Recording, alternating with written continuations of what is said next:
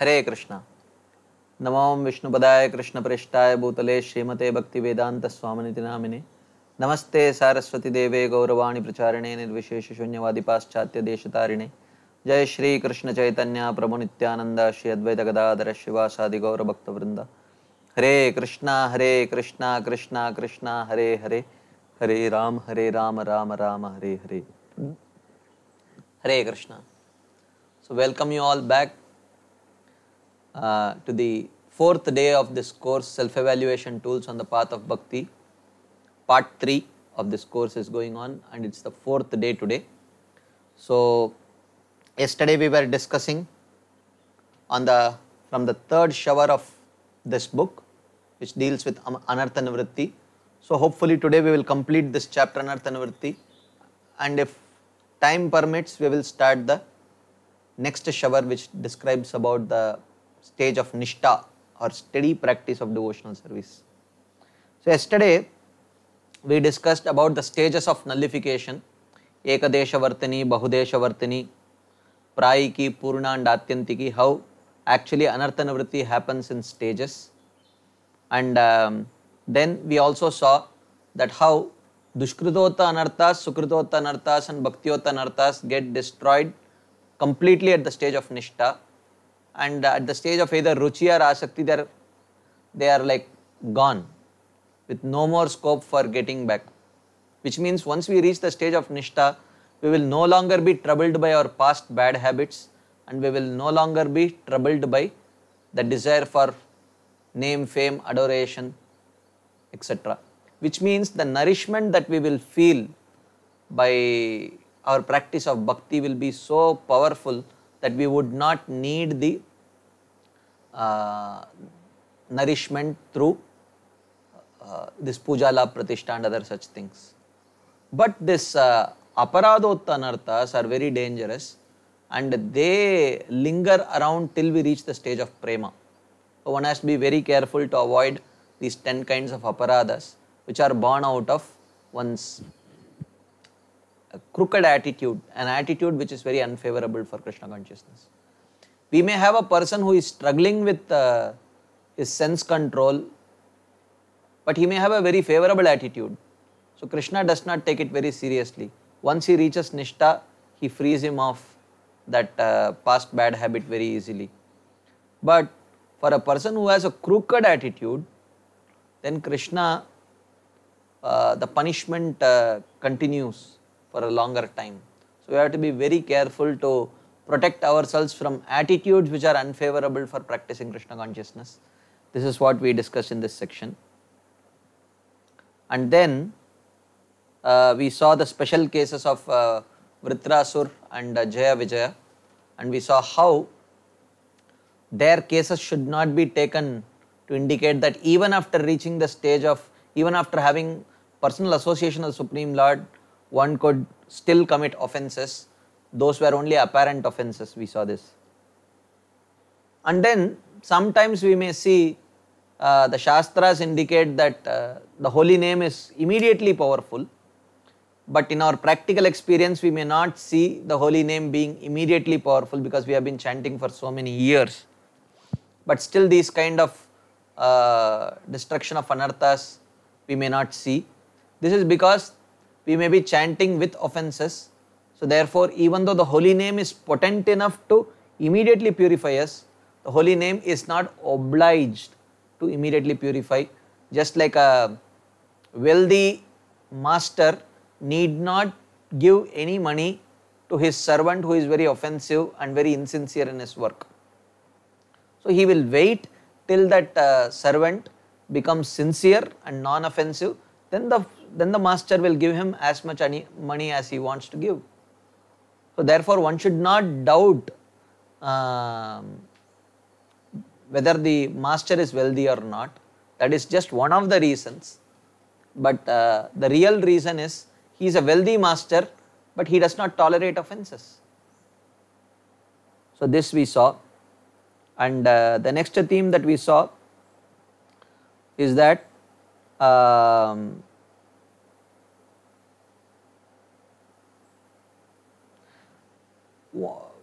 Someone may say that, oh, I have never offended anyone in my life. So one cannot say that, because the proof of offenses is that the person, while engaging in devotional service, does not display symptoms of bhava or ecstasy. The ashtasattvika vikaras are not manifest. Tadashmasaram hridayam batedam yadgrihyamaner harinama dhyayaihi na vikriyetat yada vikaro netre jalam gatra ruheshu harshah, says Bhagavatam. So that person's heart is really steel framed if on chanting the holy names of the Lord, tears do not flow and hairs do not stand on end and other such ecstatic symptoms do not manifest. And next we probed into one very scary question: are aparadhas so powerful that they can completely uproot the creeper of bhakti? So we saw from various proofs from Bhakti Rasamrit Sindhu and Chaitanya Charitamrit that actually aparadhas are so detrimental that they have the capacity to completely uproot the creeper of devotion, to the extent that someone who had been practicing very sincerely can become inimical to Vaishnavas, inimical to the Guru, and inimical to Radha and Krishna also. That is possible. So therefore one has to be very careful to avoid offensive attitudes. So then the next theme that we discussed was that how devotee's suffering is not due to his prarabdha karma. So we were in the middle of this discussion when we ran out of time and we had to stop there. So I will just do a quick recap of what we have seen in this section. Someone may say that in devotees, actually you cannot say that devotees are completely under the control of Krishna, because you see devotees suffering also. So devotees suffering means suffering must be due to their karma only. Happiness, they are getting some prosperity, happiness means it should be due to their karma only. So therefore someone may say the absence of destruction of the reactions of previous karma, they say that in devotees also suffer. You cannot deny, actually no one can deny. So people, ordinary people may say that their suffering is due to their karma. But if you see the cases of great devotees like Yudhishthir Maharaj, they also suffered. But they were personally guided by Krishna and they were perfected devotees. So how could their suffering be due to karma? The point is that just as a tree bears fruit only in the proper season, similarly the holy name, even though the holy name may be pleased with an offenseless person, but still he will reveal his mercy to him only in due course of time. And sometimes even suffering can be a symptom of mercy only. We may not be able to understand how it is mercy right now, but suffering may be a symptom of mercy. Just like when the doctor is pricking us with a needle, with injection, we gladly pay him money for that, because we know it is for my good. So in the case of Krishna, because it is very difficult to understand Krishna's plans, except that he is a benevolent father, when that trust is there, then we can gracefully wade through situations of apparent distress. Therefore here, Srila Vishwanath Chakravarti Thakur is making it very clear, the sickness, lamentation and other sufferings undergone by devotees are not due to their prarabdha karma, sins in previous life. Because the moment one starts practicing devotional service, immediately, or even the moment one develops a desire that one day I will start practicing devotional service, when one develops that shraddha, from that moment onwards Krishna says, okay, now I will take personal care of you. The person may not have even started to practice, but the moment he gets that Shraddha, oh, I will practice devotional service. This is called as Bhajaneshu Spriha. He has not even started Bhajana Kriya, it is just Bhajaneshu Spriha, just a desire that one day I will practice bhakti. From that moment onwards, Krishna takes responsibility of that person. He does not let the law of karma handle his case. Krishna personally handles the case of that person. So then we started seeing the explanation of this verse. Yasyaham anugranami harishyetad dhanam shanaihi tato adanam tajantasya swajana dukkha dukkitam. Where Krishna says, if I want to show special mercy to someone, yasya aham anugranami harishyetad dhanam shanaihi. I personally take away all his wealth. Tato adhanam tyajantyasya. And because he has become poor, all his relatives will reject him. So that that person has no one else to take shelter but me. But that is his original desire. He wants to take shelter of only me, but because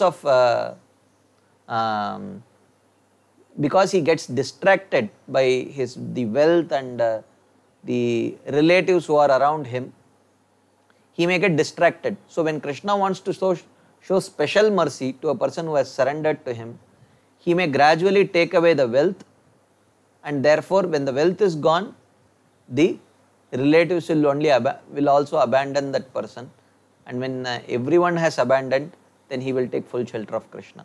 So this is Krishna's plan. So therefore we saw Srila Vishwanath Chakravarti Thakur's commentary to this verse, very beautiful commentary, but only half of it we could cover. So he says that whether it is suffering or happiness, the suffering of a devotee is personally given by Krishna, even beginner devotee. And his happiness is also not due to his karma. His happiness is due to his practice of bhakti, as we saw in Bhakti Rasamrita Sindhu and also in Madhurya Kadambini. Shubhada. So Shubhada is one of the first results of practice of bhakti, and one of the aspects of Shubhada is Sukha Pradatvam. One starts experiencing happiness.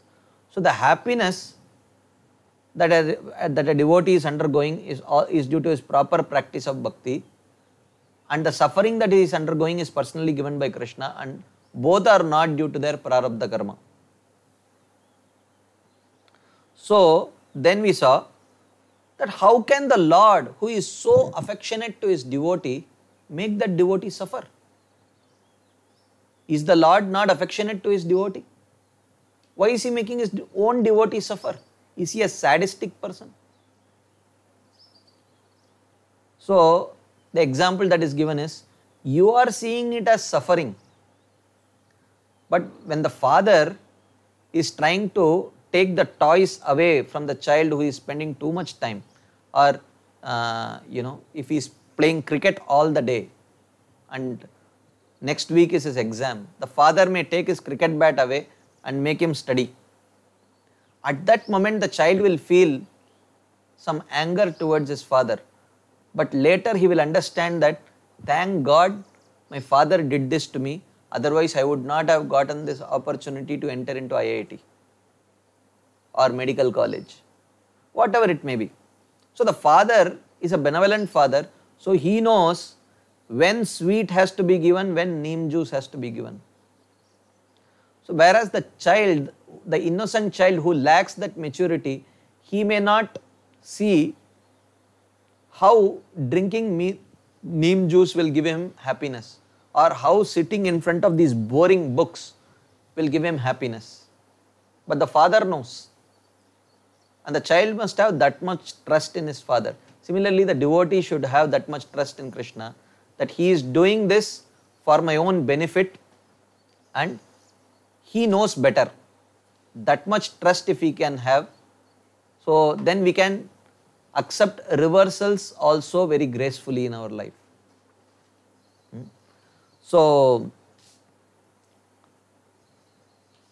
So then one may say, but the an ordinary person also experiences suffering and a devotee also experiences suffering. What is the difference between the two? You are telling he is suffering because of his karma, the devotee is suffering because of Krishna. How do I know whether my suffering is due to Krishna or karma? Is there any way of differentiating between these two kinds of suffering? So, Srila Vishwanath Jagatakur says, even though experiencing happiness or suffering arising from karma, a person still maintains the seed or desire which will produce further happiness and suffering. So, even though one may experience, so if one is an ordinary person, he is not a devotee and he is undergoing suffering, that suffering is due to his karma. So let us say some prarabdha karma. So because of some prarabdha karma, he is undergoing some suffering. So once that, let us say if someone has murdered another person, because of which in this life he has to be born lame, let us say, for example's sake. So by making that person lame, that reaction for killing that person is nullified, but the desire to be violent towards others or the desire to murder someone, that desire is not destroyed by the destruction of karma. The prarabdha karma is gone, but the desire to commit violence may not be gone. Okay, so this is the first symptom of karma, of suffering due to karma. The cause is desire for enjoyment. The seed continues and produces more suffering. According to the law of karma or sin, the person experiences a particular degree of happiness or suffering, and it could be as extreme as going to various kinds of hells and suffering. The hellish suffering is described in the 5th canto, last section, last chapter. Very excruciating pain. I mean, hearing that would give us sleepless nights actually. If you read that description of hellish planets given in the 5th canto, 26th chapter, very, very excruciating pain. One can't imagine how one can stay alive after experiencing such suffering. You are bitten by dogs which are pulling out your intestines and biting them, and you are running in a desert, a huge expanse of where red hot iron, and from the top scorching sun is there and someone is whipping you on your back. Very ghastly experiences are described. So one's sins can be so severe, or that such people can experience such kind of excruciating hellish suffering. These are the 3 qualities of karmic suffering. What are the 3? First thing, even though one may experience happiness or distress, and by experience of happiness and distress one may destroy that karma, but the desire for sinning is not gone. Manye kunjara shauchavat, it is like an elephant taking bath. Second, this desire leads to more and more actions which leads to further happiness and distress. And the third, the distress may sometimes be extremely, very extreme suffering also, like hellish suffering. So in this way, these are the 3 symptoms of suffering due to karma. On the other hand, the suffering induced by the Lord is not due to the desire of the living entity. Karma, the living entity got a desire to commit a sinful activity. In response to that, he gets some karma, as a result of which he gets some happiness or suffering. But when a devotee experiences suffering or happiness, it is not due to the devotee's desire, it is due to Krishna's desire. Okay, and that is the seed. And that seed, and that suffering or happiness, it lasts only as long as it's necessary for the Lord's purpose to get fulfilled. So let's say when the Lord's purpose is, I will give him so much suffering so that he will rectify his complacency and become a sincere devotee. When that purpose is accomplished, Krishna will not punish him for even 1 second extra. He will not give him even 1 second extra suffering. As soon as he becomes a sincere practitioner, he will immediately withdraw the suffering and let him practice. And this is Srila Vishwanath Jagadakur quotes a verse from 6th canto, 3rd chapter. This is Yamaraj speaking to the Yamadutas. So what does Yamaraj tell to the Yamadutas? Very interesting instruction. Jihvana bhakti bhagavad gunana madeyam chetaschana smarati taccharanara vindam krishnaya no namati yachira ekadapi tanana yadvamasato krita vishnu krityan. He says, Tan asato anayadvam. Now I am telling you, my dear Yamadutas, bring only those non-devotees, akrita Vishnu krityan, who have never ever served Vishnu. So those people who have never worshipped Vishnu, bring them to Naraka. Yat shiraha ekadapi naha no namanti Krishnaya. Those whose heads have never even once bowed to Krishna. Jihvana bhakti bhagavad gunanamadeyam. Those whose tongues have never ever glorified Krishna. Chetona smarati tat charanaravindam. And those whose minds have never meditated on the lotus feet of Krishna, bring only such people. Never ever bring those devotees who have worshipped Krishna before. Meaning, devotees never get extreme hellish suffering at all. This is the proof. And who is the proof? Yamaraj himself is the proof. Yamaraj himself has given this strict injunction to the Yamadutas that bring only those people who have never worshipped me. So if someone has even once worshipped Lord Vishnu, Yamaraj will not, the Yamadutas will never come and take them to Naraka.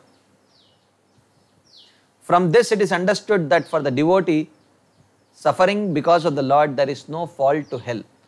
So Krishna may give them some suffering, but it will not be so extreme that they will go to hell and suffer.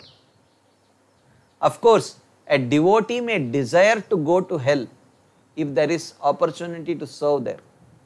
Narayana para sarvena kutaschana bibhyati swarga apavarga narakeshu api tulyartha darshina. A devotee may desire, oh, let me go and preach in the hell. But the Lord never desires to put the devotee through hellish suffering. Because of the affection of the Lord for his devotee, the Lord does not give them extreme suffering. So therefore, we saw 3 qualities of suffering that is given by karma to non-devotees. What are the 3 qualities of suffering that are given to devotees by the Supreme Lord? First, that suffering is induced by the Supreme Lord's desire and not the jiva's desire. Second, that suffering lasts only as long as the purpose of the Supreme Lord to bring the living entity one step closer to his lotus feet is accomplished. He will not give even 1 second extra suffering. When the living entity, when the devotee has understood, oh, I forgot Krishna, now I will take a vow that I will never do anything that will take me away from Krishna. When that lesson has been learnt by the devotee, immediately Krishna removes that suffering. So Krishna has a particular purpose for giving suffering. Third, because the Supreme Lord is very affectionate to the devotee, he will not put the devotee through extreme, excruciating, hellish suffering. That is not at all there. So these are the 3 symptoms that a person's suffering is directly given by the Lord and not by the law of karma. So law of karma has a purpose of justice. and Krishna has towards his devotee Vatsalya. So, a father trying to rectify his child, whereas law of karma is like a judge trying to give punishment or reward for the accused. So, there is a big difference. So, the suffering arising from karma and the Lord are like the suffering arising from receiving a beating from an enemy and one's own mother. Sometimes the mother might give a very severe slap, and sometimes the enemy may not give any physical suffering also, but he may just criticize. But the criticism of an enemy is very torturous, but the beating of the mother is for the benefit of the child, and that beating is also a result of benevolence of the mother, affection of the mother towards the child. It is not for criticizing the child, or it is not due to any ill will towards the child. One is like poison and the other is like nectar.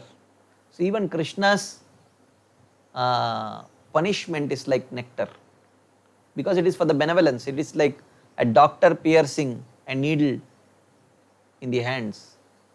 The person joyfully takes. You won't believe, if tomorrow Government of India announces that yes, we now have a vaccine for COVID-19, but you will have to take 16 injections at one shot in your navel, just like in early days, due to if a dog bites, it may have rabies, may not have. So anti-rabies injection, they used to take like some 6-7 injections around the navel. Very painful actually. Similarly, if tomorrow Government of India announces that come, we have a vaccine for COVID-19, you take 16 injections on your navel, it will be little painful, but for the rest of your life you can roam around anywhere without any problem. You can touch anyone, you can embrace anyone, you will never get COVID. You think people will think, oh, 16 injections, it will be so painful. They will gladly come and stand 1 or 2 days before only they will be standing in the line, because they want to get those injections first so that they can be free. So Krishna's punishment is like that. So he will punish, but only to give benefit to the devotee. And if that benefit can be brought out without giving that punishment, he will not give. So therefore, that is the difference between suffering meted out to a non-devotee through the path of karma and the suffering directly given by Krishna. But now the next question that may come: if Krishna wants to pull his devotee closer to his lotus feet, can't he do it without giving suffering? Why should he give suffering? Without giving suffering, can't he pull the devotee closer to his lotus feet? The answer is no, it will not be fulfilled. He gives suffering to his dearmost, which ultimately results in happiness, just like applying a stinging ointment to the eye. So we may sometimes, in order to see better, we put some kind of an ointment, which may be slightly irritating to the eye for a few seconds, but after that you can very clearly see. So Krishna giving suffering is like that. And Srila Vishwanath Thakur says there are 3 purposes for Krishna to give suffering to his devotee. We saw 3 symptoms of how this suffering is given by Krishna and karma. Now 3 purposes.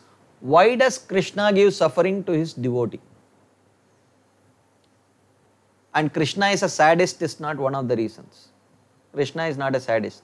3 reasons.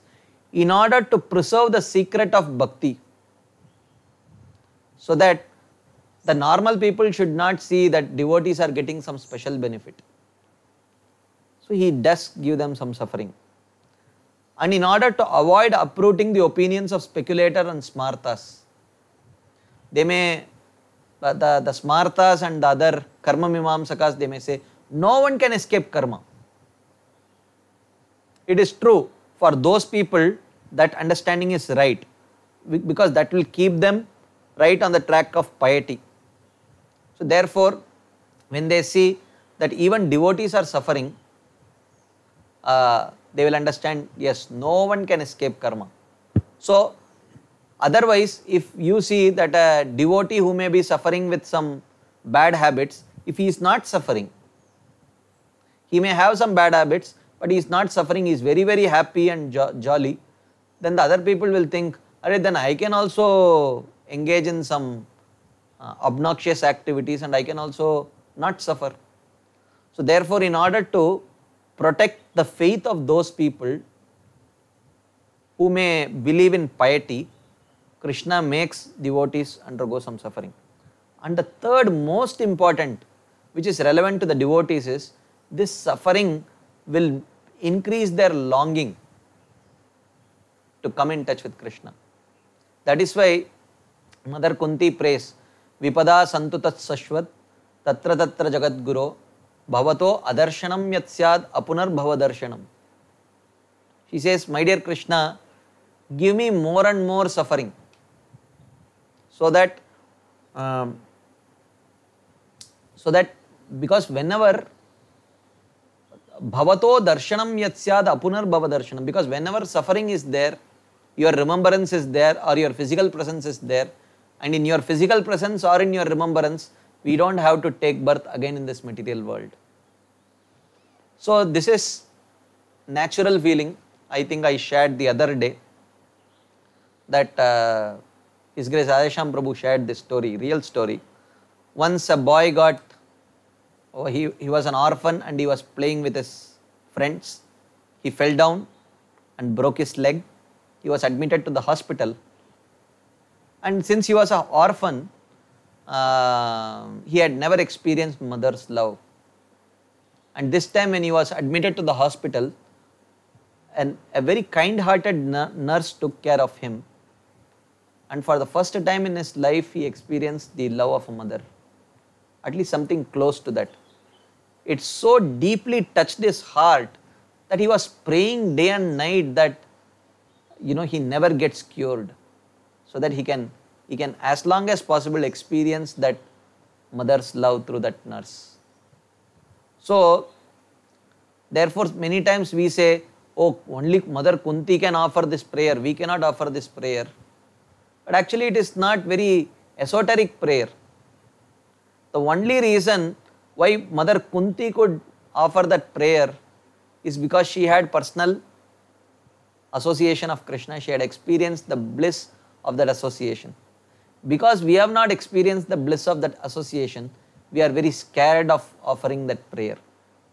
But in a mundane world also, ordinary people offer that prayer. May this fracture never get healed, so that I can constantly get the association of my mother, the nurse. So this is exactly the prayer of Mother Kunti. This orphan boy, the prayer that he offered is exactly the prayer of Mother Kunti actually. Just that instead of Krishna, he prayed for that nurse's association. But one day, when we also come in touch with the benevolence of Krishna directly and experience it, we will also ask for more suffering. Because in that suffering, if Krishna's remembrance comes strongly, or if his physical presence comes strongly, then there is nothing like that. So therefore, Krishna sometimes makes his devotees undergo suffering in order to increase their longing for him. So for these three reasons. Further, he says, moreover, if I make the devotees always happy, then there would be no avatars such as Krishna and Rama, since they come to protect the devotees and destroy the demons. Paritranaya sadhunam vinashaya cha dushkritam dharma samsthapanarthaya sambhavami yuge yuge. Krishna says that if I did not come, if devotees are always happy, and they are never troubled, then why would the avatars, what is the need for the avatars to come? Yeah, and if the avatars don't come, then how would the devotees get an opportunity to participate in the Lord's pastimes? But again, someone may say, but why should the Lord come? Is there a problem for the Lord to come without having to deliver the devotee from some suffering? Why can't he come when the devotee is happy? Will the devotee become sad when the Lord comes? Let the devotee be happy. Let the Lord come and make him more happy. Why should the Lord make the devotee suffer and then after coming back give the devotee happiness? Can't the devotee be always happy and let the devotee come, let the Lord come and make the devotee more happy? Why should he put them into suffering? So Srila Vishnacharya Thakur says, "Oh brother, what can I tell you? It seems that you are not familiar with the subject matter of rasa. Just listen. The sunrise appears splendid because it comes after darkness. In the summer, coolness is very pleasant, and in the cold season, warmth is very pleasant. We all can relate to this. In the darkness, a lamp appears splendid rather than in light. Food tastes delicious when there is suffering in the form of hunger. There is no need to elaborate more." इसके आगे कुछ बोलने का जरूरत ही नहीं है. If you are intelligent, you will understand. The appreciation for the food is maximum when there is hunger. The appreciation of a candlelight is maximum when there is darkness. The appreciation of the beauty of the sunrise is maximum when there is darkness. So therefore, that suffering actually enhances the beauty of Krishna's appearance, the joy of Krishna's appearance. So Krishna is just like if you know beforehand that there is a feast for lunch, we will naturally tend to skip the breakfast or take very little breakfast. But if you skip the breakfast and wait till 1 p.m. for lunch, we will have to suffer the pangs of hunger. But the more hungry we are, the more we will relish the feast when it comes. And we know that, and purposefully we do it. So when Krishna does it, why should he be called a sadist? We all do it. We all skip breakfast to have rejoice the lunch, which a feast of lunch. So therefore this is natural. Krishna does the same thing. So therefore he says, look, if you do not know anything about rasa, it is very difficult to understand. But you don't have to understand transcendental rasa. You at least, even if you have an understanding of mundane rasa, you will appreciate this point. So therefore, in this way, beautiful, it is a science why Krishna gives suffering to his devotees. How he gives, what are the symptoms of that? The essence is that a devotee's suffering is not due to his prarabdha karma. A devotee's suffering is personally given by Krishna. Ananyas chintayanto mam ye jana paryupasate tesham nityabhiyuktanam yogakshemam mahamyaham. This is the promise of Krishna. I will carry what you lack and I will preserve what you have. So Krishna does it. And sometimes he will do it through giving some suffering. So the truth is that the Supreme Lord, who is the greatest benefactor of his devotees, purposely inflicts suffering on his devotees just to increase their humility and yearning for him. Thus the devotees' woes or suffering are not due to their prarabdha karma or due to fruitive reactions. So one should firmly understand this, So when this understanding is there, then we will accept our reversals with grace. With grace, we will have trust in Krishna's benevolence, because in the long run we know that something good is coming. Krishna is seeing it, I am not able to see it, no problem. So in this context, we will have to understand that the carrier of a person's karma is time. So therefore, this time plays a dual portfolio. So we will try to understand this concept of how the devotee's suffering is not due to karma, but a non-devotee's suffering is due to karma, through this beautiful conversation that happens between Yudhishthir Maharaj and Bhishma Dev. So the scene is like this. Yudhishthir Maharaj is deeply lamenting after the battlefield of Kurukshetra that I have become the cause of the death of so many innocent people. I could have gone to the forest and lived the life of an ascetic. So many people's life would have been spared. Just because I was greedy for the kingdom, this whole battlefield of Kurukshetra had to happen. And so many people had to die, including great personalities like Bhishma, Drona and all these people. And Krishna, at this point of time, Bhishma Dev was going to leave his body. He was lying on the bed of arrows on the battlefield of Kurukshetra. And Krishna got a desire. My dear devotee Bhishma, he has sacrificed so much and he is constantly thinking of me. Before he leaves, I want to show to this whole world the greatness of Bhishma. Who is Bhishma? I want to show to everyone. So, Krishna orchestrates it. So while Yudhishthir Maharaj is lamenting in this way, Krishna tries to pacify him, and Krishna, in the form of Paramatma in the heart of Yudhishthir Maharaj, inspires Yudhishthir Maharaj to not accept the pacification of Krishna. So from an external point of view, it looks like even Krishna could not pacify Yudhishthir Maharaj. He is still lamenting. So now, who can pacify that Yudhishthir Maharaj whom even the Supreme Personality of Godhead could not pacify? So Krishna says, I will show. So he makes all the 5 Pandavas dress exquisitely in their royal garments and then mount their chariot, and all of them go to the battlefield to meet Bhishma Dev.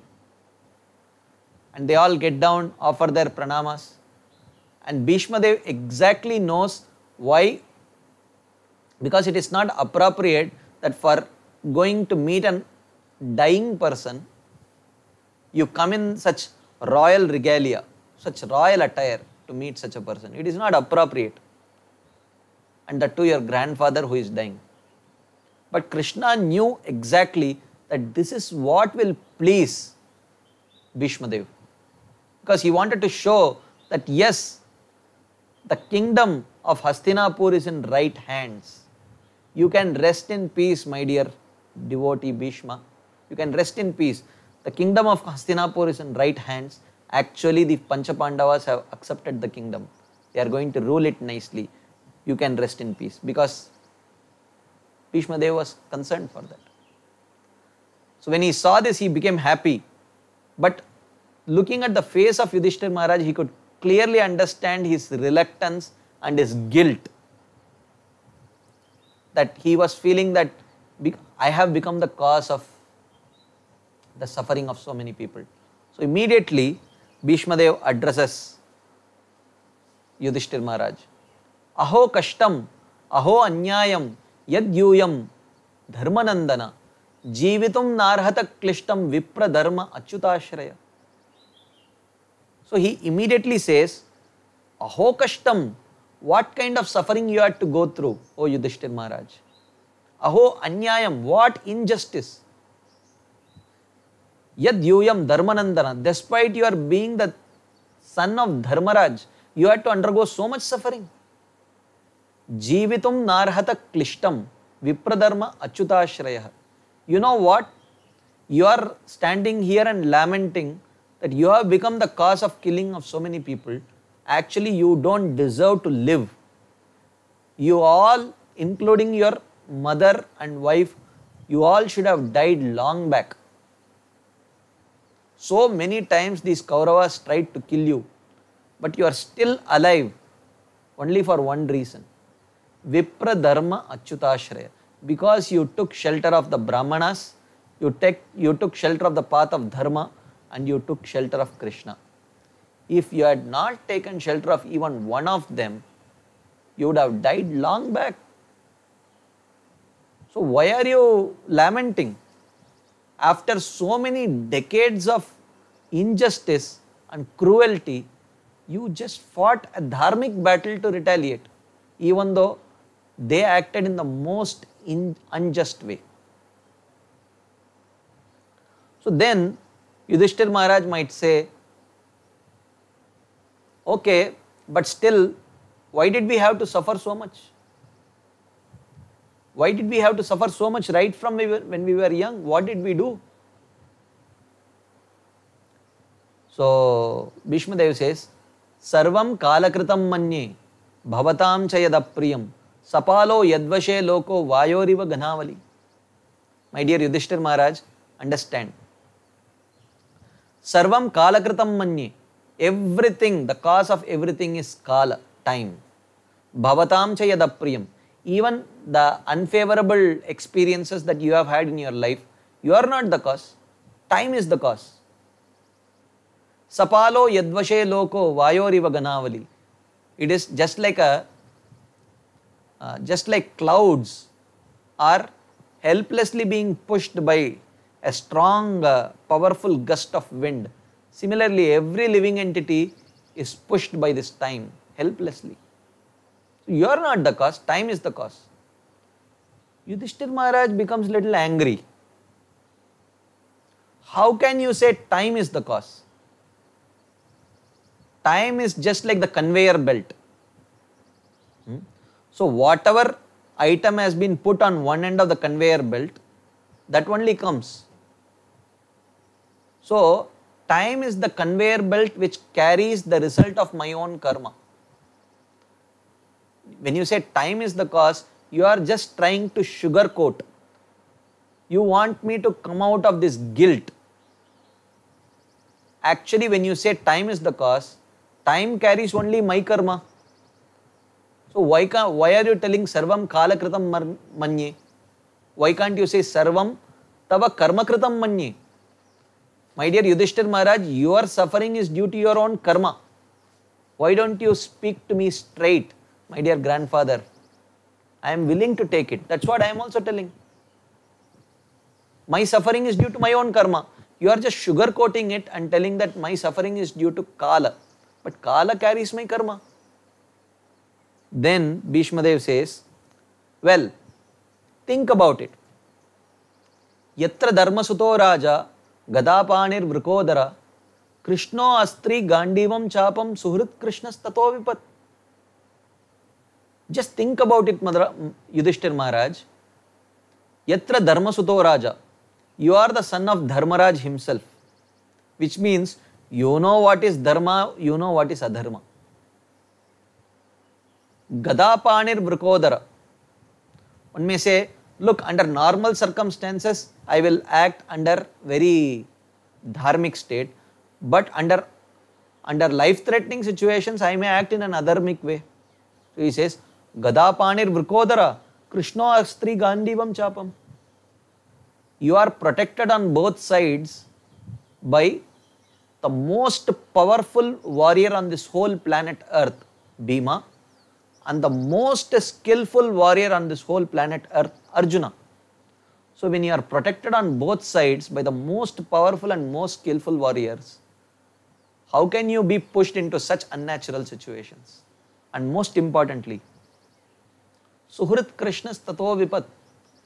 Krishna, the source of everything, the Supreme Personality of Godhead, is your dear friend. So when you are under the direct guidance of Krishna and by the powerful protection of Bhima and by the skillful protection of Arjuna, and you yourself being the son of Dharmaraj, how can you say that your suffering is due to your bad karma? Bad karma is only possible for sinful people. You can never act sinfully. So your suffering is not due to your karma. Time, yes, but time is not carrying your karma. Then what is time carrying? Bhishmadev says, look, you have a unidimensional understanding of time. Time has another dimension. Time carries one's karma for a non-devotee, but for a devotee, time carries the will of Krishna. So he says in the next verse, Tasmad idam daivatantram vyavasya bharata rishabha tasyanu vihito nata pahi praja prabho. Tasmad idam daivatantram vyavasya bharata rishabha. Understand, my dear Yudhishthir Maharaj, that this is Daivatantram. This is personal desire of Krishna.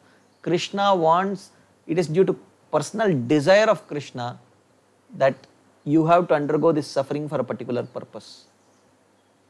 You are a devotee. You love Krishna. So as a devotee of Krishna, you should be happy that through you, Krishna's desire is getting fulfilled. A very honest, chaste and loving servant is happy that his master's mission is getting fulfilled, even though for that little bit he may have to undergo some suffering. So when I say Sarvam Kalakritam Manye, you think that time is carrying your karma, but I am telling you, time has a second portfolio. Time acts as the carrier of Krishna's will for the devotee. So when time carries some pleasant things, devotee understands Krishna wants. When time carries something unpleasant, the devotee understands Krishna's desire. And I am getting an opportunity to act as an instrument to execute Krishna's desire. If Krishna wants me to undergo this, Krishna's desire is not to punish me, but Krishna's desire is to take me closer to his lotus feet. For that, Krishna has put me into this suffering. So therefore he says, Tasmad idam daivatantram vyavasya bharata rishabha. Understand that this is the will of Krishna. But if it is the will of Krishna,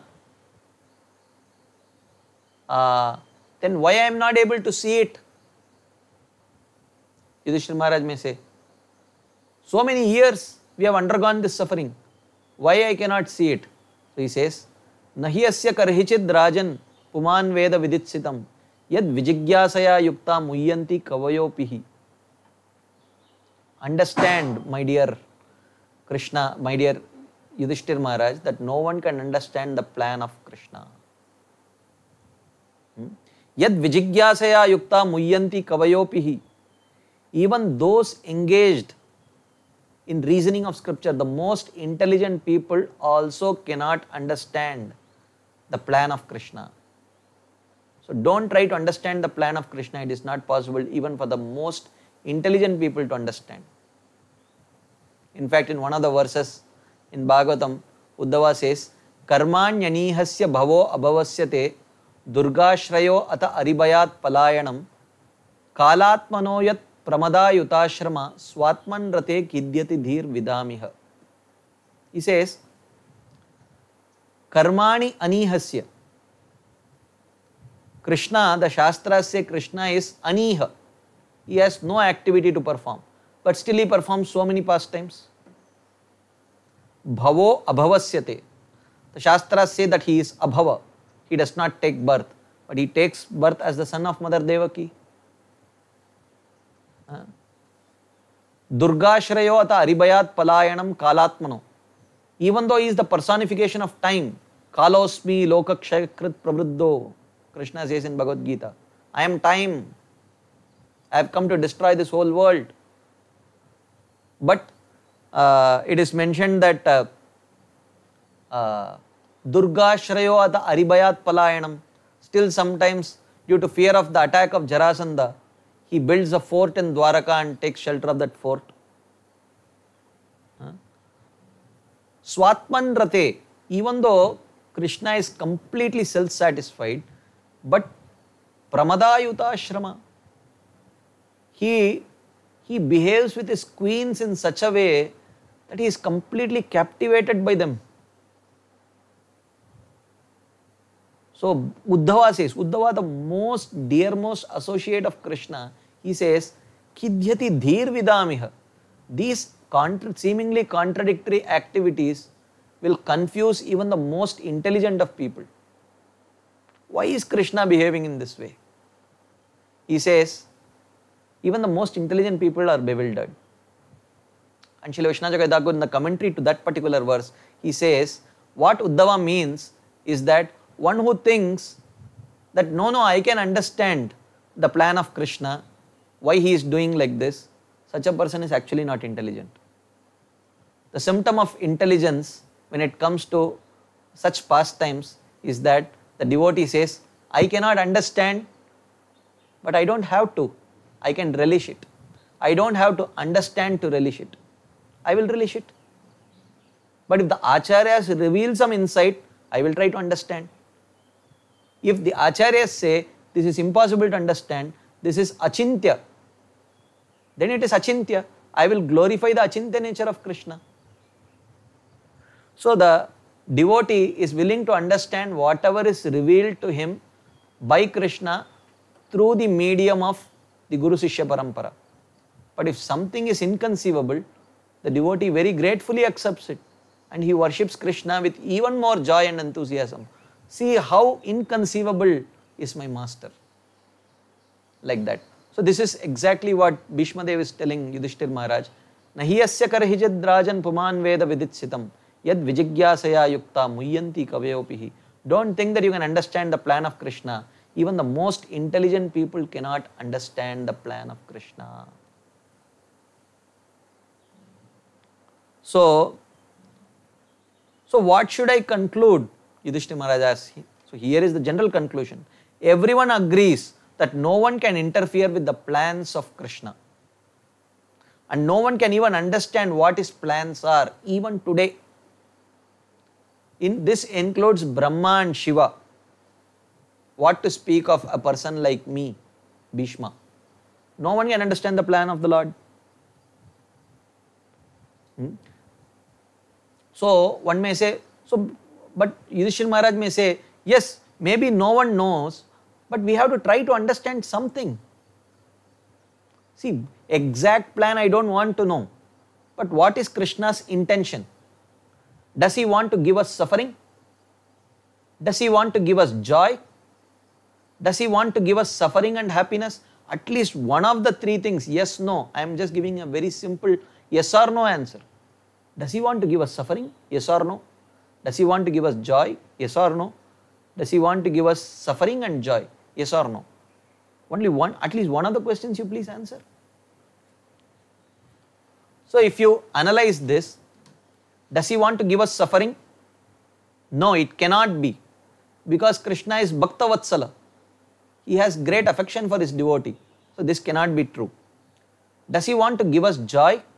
This also cannot be true because in our life, mostly we have experienced suffering only as Pandavas. So this also cannot be true. Does he want to give us happiness and suffering? No, this would also be contradiction to his Bhakta Vatsalya nature. So therefore, what is the conclusion? Bhishma Dev says, my conclusion is still the same. Naiyasya karhijid rajan puman veda viditsitam yad vijigyasaya yukta muyyanti kavayopihi. My dear Yudhishthir, don't try to understand the plan of Krishna. You cannot. Just accept it as his plan and move ahead. Don't try to evaluate it. Even the most intelligent people have failed. Their intelligence has failed them in trying to understand Krishna's plan. But Yudhishthir Maharaj may say, Yeshavai Bhagavan Sakshad Adyo Narayana Puman Mohayan Mayaya Lokam Gudas Charati Vrishnishu. Yudhishthir Maharaj may say, oh, but Krishna is standing right here. I will go and ask, Krishna, what is your plan? Tell me. Krishna is very close to us. He will tell, he will reveal his plan. So simple. So he say, in reply Bhishma says, don't think like that. You will go and ask him, but he will bewilder you by his energy. Mohayan Mayaya Lokam. This whole world is bewildered by his Maya. Devotees like you and me will be bewildered by his Yoga Maya, and non-devotees will be bewildered by his Mahamaya. But everyone is bewildered by his Maya, therefore no one can understand his plan. Even if Bhishma, if I go and ask him, Krishna, what is your plan? So he will just tell, oh Bhishma, you are so intelligent. Am I so intelligent? Why are you asking me? You know everything. Like that he will say. Or sometimes he may even answer the question in a very twisted way by which I cannot understand the answer only. So in this way, even if you may go and ask Krishna, Krishna, what is your plan? He may give some answer also, but in the end you will not understand anything. So don't try to understand his plan, but just understand Yudhishthir Maharaj, you are a devotee and your life is in good hands. Not good hands, best hands. He is most capable of protecting you.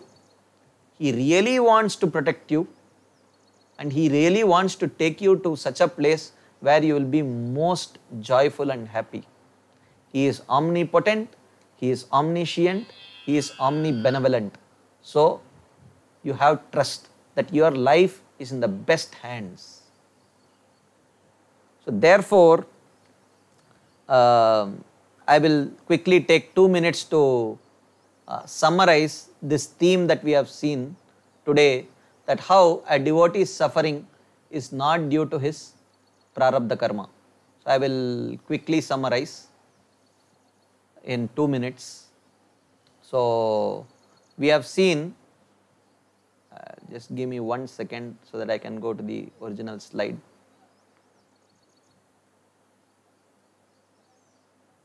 Okay, so a devotee's suffering is not due to prarabdha karma. This is the last theme that we discussed in this chapter. So we saw that someone may say that, oh, a devotee is suffering, so which means he is also not free from prarabdha karma. So one may say, no, even great devotees like Yudhishthir Maharaj, they have suffered, but definitely they were personal associates of the Lord. So how could they become personal associates of the Lord if still being controlled by karma? That is not possible.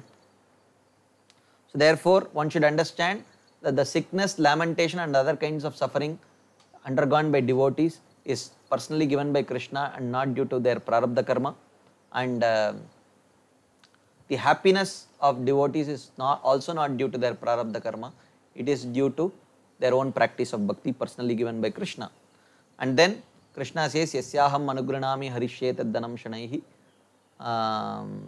So Krishna says that if I want to show special mercy to someone, I take away his wealth and then the devotees abandon him and then he suffers.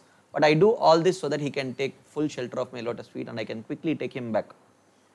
So just like a father gives, but someone may say, how can the Lord who is so affectionate to his devotee give suffering to his devotee? It is just like a father who is taking the toys away from the child and giving him books to read so that his future can be bright. So the Lord knows best what is best for the devotee and he exactly does what is best for the devotee. So but both the kinds of suffering, the suffering due to karma and the suffering given by the Lord seems like same. What is the difference between the two? We saw 3 symptoms of suffering that manifest due to karma and 3 symptoms of suffering which manifest due to Krishna's mercy. So The three qualities of karmic suffering are that even though one may experience happiness and distress due to one's karmic reaction, the desire to sin may not go away. Second, therefore that desire leads to further commission of sins, and sometimes the experience of distress may be so excruciating, it could be hellish suffering. But on the other hand, the nature of suffering given by the Supreme Lord is that that suffering is not due to the sinful desire of the living entity, but it is due to the personal desire of the Supreme Lord. And that suffering lasts only as long as Krishna's purpose of bringing the devotee closer to his lotus feet is accomplished. Beyond that, Krishna will not give suffering. And even in that suffering, Krishna will not give extreme hellish suffering to his devotees at any time. So in this way, the three symptoms of suffering given by Krishna is differentiated from the symptoms of a person suffering due to his own karma. But then one may say, but the Lord can't he fulfill this purpose without putting his devotees into suffering? He says no, because there are threefold purposes for the Lord to put his devotee into suffering. First is in order to preserve the secret of bhakti. Bhakti, one should not one should not think, bhakti is a very secret thing, it cannot be distributed to everyone. And second thing, the other lower philosophies should not be destroyed. So therefore, those karma mimamsakas or others who think that except by a pious life, one who is living in a impious way will have to suffer. So in order to uphold that truth, Krishna gives a semblance of suffering to the devotees. And this is mainly to increase the humility and longing of the devotees towards Krishna. But again the question may come, why do the Lord have to come necessarily to deliver the devotee from suffering? Why can't he keep the devotee happy and still come and just increase the happiness of the devotee? So Vishnu Jagadhakur says, your line of questioning is indicative that you do not know the science of rasa. Just like a person, hunger, the suffering of hunger enhances the experience of honoring a feast. The suffering of the summer heat enhances the experience of having a cool swim in the river. So in the same way, it is just to enhance the experience of Krishna's benevolence that Krishna puts the devotee through this. And then finally we saw the two portfolios of time as Karma Sachiva and Daiva Sachiva, as the messenger of one's karma, carrying the message of one's karma, and second as the carrier of the message of messenger of Krishna's will. So we understood this through the conversation between Bhishma Dev and Yudhishthir Maharaj on the battlefield, where Bhishma Dev is trying to pacify Yudhishthir Maharaj. The essence is, time has two portfolios. For the non-devotees, time acts as the messenger of one's karma, carrying one's karma, and for devotees, time carries Krishna's will. So in this way, we understand this theme of how Krishna personally takes care of his devotees. This brings us to the end of the third shower of Madhurya Kadambini, which discusses on the theme of Anartha Nivritti. So thank you very much for your patient listening. Tomorrow we will start with the fourth shower, which discusses about Nishta. Hare Krishna, Srila Prabhupada ki jai, Srila Vishnu Chakravarti Thakur ki jai, Shri Madhurya Kadambini ki jai. Hare Krishna.